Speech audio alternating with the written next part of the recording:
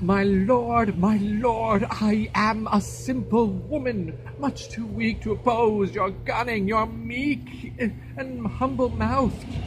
You sign your place and calling in full seeming with meekness and humility, but your heart is crammed with arrogancy, spleen, and pride. You have, by fortune and his highness' favours, gone slightly o'er low steps, and now are mounted where powers are your retainers, and your words domestics to you. Serve your will as to please yourself, pronounce their office. I must tell you, you tender more your person's honour than your high profession spiritual, than that again I do refuse you for my judge, and here before you all appeal unto the Pope, to bring my whole cause for his holiness, and to be judged by him. The Queen is obstinate, stubborn to justice, apt to cause it, and disdainful to be tried by it. 'Tis not well. She's gone. She's going away. Call her again. Catherine, Queen of England, come into the court. Madam, you are called back. What need you note it? Pray you keep your way. When you are called, return. Now the Lord help the vexed me past my patience. Pray you pass on, I will not tarry. No, nor evermore upon this business my appearance make it in any of their courts. Go thy ways, Kate. That man in the world who shall report he has a better wife, let him in naught be trusted for speaking false in that. Thou art alone if thy rare quality, sweet gentleness, thy meekness, saint-like, wife-like government, obeying and commanding in thy part, sovereign and pious, else could speak thee out, the queen of earthly queens. She's noble born, and like her true nobility she has carried herself towards me. Most gracious sir,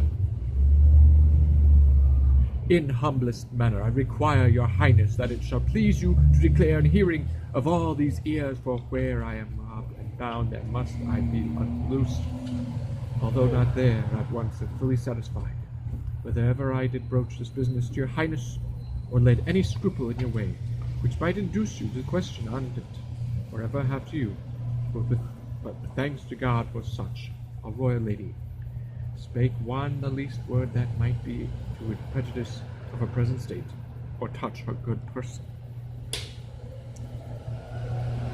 My Lord Cardinal, I do excuse you, yea, upon mine honour I free you from it.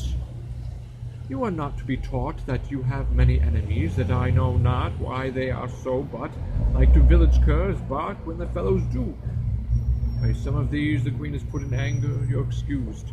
But will you be more justified, you ever have wished the sleeping of this business, never desired it to be stirred, but oft have hindered oft. The passages made toward it, on mine honour, I speak my good Lord Cardinal to this point, and thus far clear him. Now what moved me to it? I will be bold with time and your attention. Then mark the inducement. Thus it came, give heed to it. My conscience first received a tenderness, scruple, and prick on certain speeches uttered by the Bishop of Bayonne, then French ambassador, who had been hither sent on the debating a marriage twixt the Duke of Orleans and our daughter Mary. In the progress of this business, ere a determinate resolution, he, I mean the bishop, did require respite, wherein he might the king his lord advertise whether our daughter were legitimate, respecting this our marriage with this dowager. Sometime our brother's wife this respite shook. The bosom of my conscience entered me, yea, with a spitting power, and made to tremble the region of my breast, which for such way that many mazed considerings did throng and pressed in with this caution. First methought I stood not in the smile of heaven, who had commanded nature that my lady's womb, if it conceived a male child by me, should do no more offices of life to it than the grave does to the dead. For her male issue died where they were made, or shortly after this world had aired them.